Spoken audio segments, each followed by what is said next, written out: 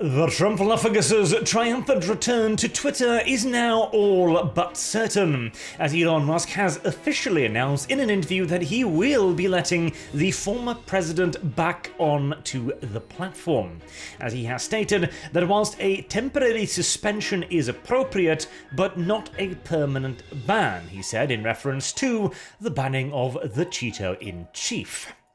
Now, honestly, even a temporary ban, well, considering how high tensions were rising at the time, maybe, but I actually do maintain that he didn't really do anything wrong, but oh well, details. The very fact that he will be allowed back on is a massive victory, and not just for the Trump-lophagus or Trump supporters either, or the conservatives, Republicans, and yada yada yada, because it seems to indicate that the days of perma-banning is over, because, well, if we believe the mainstream media narrative that Trump incited an attack on democracy, the January the 6th insurrection, if that is not worthy of a permanent ban, I can't see how many other infractions could possibly qualify.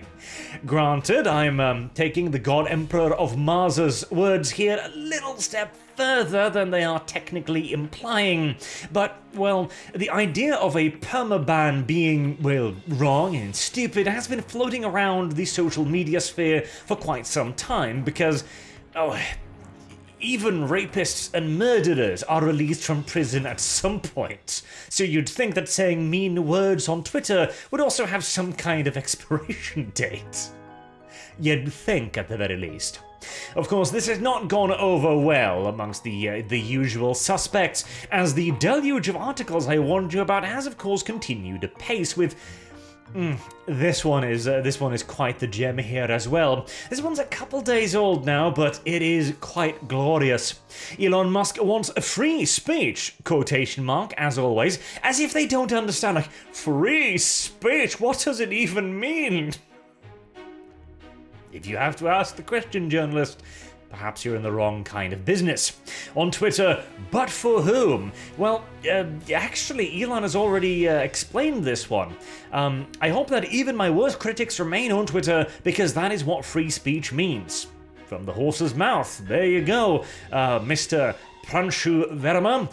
Free speech is free speech for, well, everyone, including you, as it turns out. Now, whether or not I agree with that is a different topic, because the left has taught me many valuable lessons when it comes to tolerating your opposition, but hey, details and all that. With Musk looming takeover, I love the word, Musk is as if he's some kind of supervillain just kind of hanging over the Twitter sphere. The future of Twitter's content moderation is uncertain. Well, it isn't uncertain either, because, again, Musk has said that by free speech he means all legal speech, so, details. Experts say women and people of color could suffer the most. Oh, well, okay, fair enough. Experts say that women and people of color, so we'll see here. The women part, we'll get to that. They've got a special study, which is quite delicious, but minorities, right. The poor minorities will suffer, like Twitter's CEO, for example, Parag Agrawal, something like that, who's been cashing in $1 million salary with potential bonuses of 150% of that, so $2.5 million a year, plus $12.5 million in stocks in Twitter. That poor suffering lad. I mean, how will he even eat? Or even worse, a woman and a minority. Vijay Gade, the now rather famous advocate that tagged along on the Joe Rogan show. The estimated net worth of this individual is about $72.4 million, with a salary of $7.9 million. Once again, those poor oppressed minorities. In fact, you know what? Could I move to America? Because I'm pretty sure Norwegians are a fairly small portion of the population. Could I work for Twitter? I mean, not only will I run Twitter, because, I mean, how hard could it possibly be? But I'll do it for the same price. No, cheaper. 800,000 a year. You get a very small minority, and you get to cut back costs. It's fantastic, really. Oh, but yes, the poor suffering minorities indeed. Conservative Senator Ted Cruz called the business magnate's upcoming purchase the biggest development for free speech in decades, and he is correct. Meanwhile, I cry in front of empty parking lots. Alexandria Ocasio-Cortez said that he would cause an explosion of hate crimes. Well, again, you're gonna have to go to another empty parking lot, I guess. Oh, excuse me, not a parking lot. Empty road, of course. We gotta get our sources straight here, unless Snopes calls us out on this. Twitter is a rare platform allowing ordinary people to directly challenge those in power, mobilizing protest and amplifying dissent. That's an interesting point, isn't it? At the same time, it has grappled with hateful speech for over a decade, often targeting women and people of color. It's an interesting idea. So, Twitter's a platform where you target those in power because it's one of the few places in which you are allowed without being arrested by, I don't know, hate crime laws, for example, in many countries.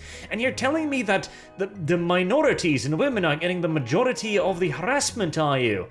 It's very interesting, particularly when you take into consideration that, you see, to explain who's going to be getting the harassment here, they did a poll where they had 778 women, and that was it. Just purely women who use the platform, activists, journalists, and politicians, and it turns out that they received some harassment. In fact, 7.1% of tweets sent to the woman in the study were problematic or abusive. Well, there you go. Less than 10% of tweets that the most hated professions on the face of the planet received were problematic. I rest my case. We must burn it to the ground, clearly. I mean, 7.1%? Triple that, and we're in business again. I love this too. Like, who will get harassed on Twitter the most? Well, we did a study with exclusively women, and we came to the conclusion that women will be harassed. Oh, that is beautiful. I mean, that's not even like, we had a very small and very specific poll, and we figured out that, activists, journalists, and politicians get most of the abuse. No, you did them both. I mean, come on, you don't even need to pay me. I can simply give you the answer to this polling. You just tell me the parameters. Okay, so if we have 778 women, will they be harassed on Twitter? Yeah. There you go. Because, as it turns out, a lot of people are harassed on Twitter. Primarily men, but if you just cut them out of the entire research, then the statistics do look a lot better for your case. I cannot disagree. I really can't. Like, you've nailed it right there. And of course, we follow that up with moderation so political now, will Twitter do less of it? I love this. I love every bit of this. The entire article is saying, our protected group of people might be attacked. And in fact, we've proven this by placing a purely protected group of people on Twitter, and they were harassed. Moderation has grown political. Jesus, criminy cricket. Again, I'm pretty sure these people don't actually read what they're writing as they're doing it. It just kind of vomits forth onto the keyboard somehow. Undoubtedly, it has already started. So one of the most important people in the story of Twitter's shift to Musk is Vijay Gadde, the multi-millionaire advocate lawyer. Musk very quickly called her out using Twitter. She was one of the decision makers that made the important decision about the New York Post article about the Hunter Biden's laptop being removed, as well as Donald Trump's account. What were you saying about political moderation again? Because that whole Hunter Biden thing, well, we've got this study here, for example. Among Biden voters who were unaware of the FBI's investigation, yeah, that was a thing as well, nearly 80% would still have voted for Biden had they known the information. So, okay, 80% of Biden voters would still have voted for Biden if they knew about the laptop, if they knew about certain tax fraud things, etc., etc., etc.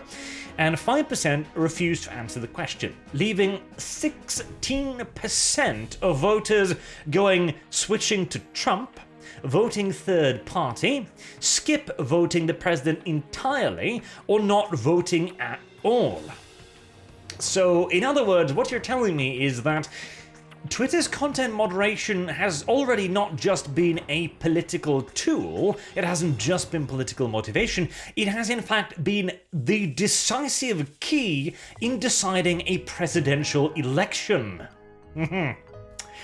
Rightio then, it really does kind of seem like Elon Musk's entrance onto the scene is, as Ted Cruz said, the most seminal moment in free speech in God only knows how many years. We're not just talking decades here, a century plus, maybe. So him calling her out publicly on the platform has an enormous chilling effect. No, I would reckon it has an enormous chilling effect on Democrats who seemingly can't win can't say that on YouTube. I'm sorry. I forgot where I was there for a second. I almost thought I was on Twitter or something. But hey, if Elon Musk manages to actually, do what he's saying he's going to be doing here, quintupling revenue and cut reliance on ads at the same time, please, future God Emperor of Mars, buy YouTube.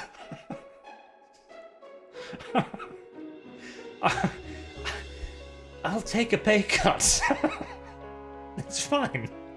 Just, let people talk about shit. I'll be happy with that.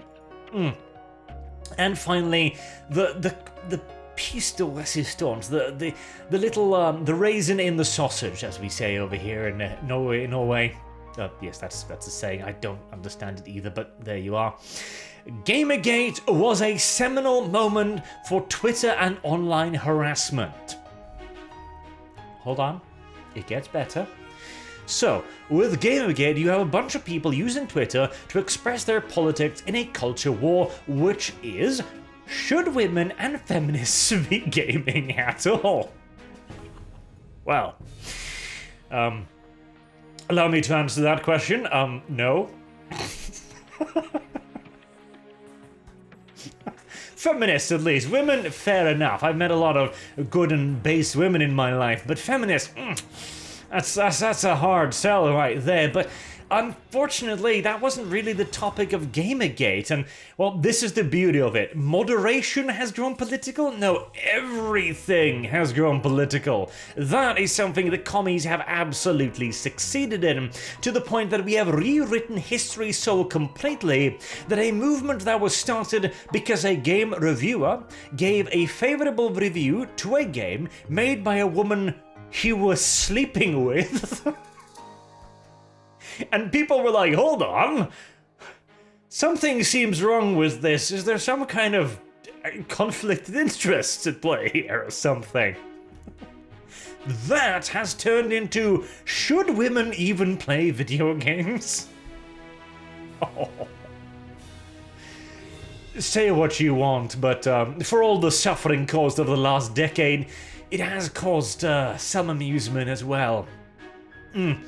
This to me was the genesis of the idea that persists today, that these platforms are somehow left or liberal leaning because they were concerned about women's experiences in technology. Here's the thing.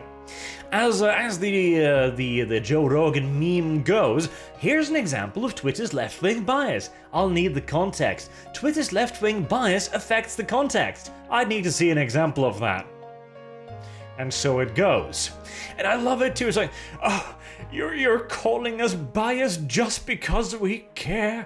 Now, we're calling you biased because you've been actively censoring the opposition for a decade now. We're calling you biased because you've taken the President of the United States off the platform. We're calling you biased because you've deliberately censored cases that could hurt your political candidate. And that's before we move on to the well, straight up unpersoning of many right-leaning personalities, for example. Ignore all of that. The sheer political impact alone speaks louder than anything. Not to mention again, here I'm sitting on a platform where I'm not allowed to speak certain words in certain combinations. What is the impact of getting harassed on Twitter? Diddly dick nothing, as it turns out. Twitter is one of the very few places in the world where anyone can speak and have a global audience. Unless you're on the right, in which case... hold on. Unless you're Donald Trump, in that case you can't have a global audience. Unless you're Milo Yiannopoulos, problematic though he may be, there you can't speak and have a global audience. Unless you're Sargon of Akkad, in which case you can't speak and have a global audience. And on and on and on and on and on and on and on and on and on and on and on. The list does not end. The more people that are harassed, the less likely they are to speak out. Correct. Because they have been banned after harassment campaigns. The only thing that's happening now is that you're looking at the current scenario and going, hold on. Could the turnabout be happening? Yes, it could. In fact, it is entirely possible that the harassment might increase drastically, because I remember back in the earliest days of Gamergate where one side had a rather severe numerical advantage, and whenever the other did something dumb, they were usually ratioed into oblivion, but, well, that was fixed by simply banning most of them and removing them from the platform or instituting blockbots, etc., etc. Especially on issues that could be constructed as controversial, like the laptop. Again, make no mistake here, as is very clear on a newspaper owned by a billionaire, it isn't the problem that one man is controlling a part of social media. They've been fine with that forever. Facebook, Google, etc., Twitter, all have been, to some extent, greater or lesser, controlled by a minute amount of people, with very obvious and clearly stated political leanings, and nobody had an issue with this. Well, nobody on the Pranshu Verma's friends list anyways, but now that seems to be changing, and not even necessarily in a rightwards leaning position. Elon Musk is not a right-winger, in fact, many have argued that he's not even a conservative. It is simply moving towards a neutral position. And suddenly you're afraid? That does speak volumes, doesn't it? But, best wishes to Elon's aim of quintupling Twitter's revenue, and also apparently firing a lot of people, and then hiring a bunch of people too. Which, okay, so you're going to fire a lot of people because they're not important, and then you're going to continue in hiring a lot more people. You know what that sounds like to me? That sounds like a changing of the guard. It sounds like out with the old and in with the new, until eventually those who are there today, who are currently ever so worried about their corporate culture, will be looking up one day and going, man, I'm surrounded by fascists. At least in the left-wing perspective, and boy, I cannot wait for the day, because again, I have been taught many valuable lessons about the idea of repressive tolerance, and I see the point. Until next time, I've been Arch, thank you very much for watching, and have a good day.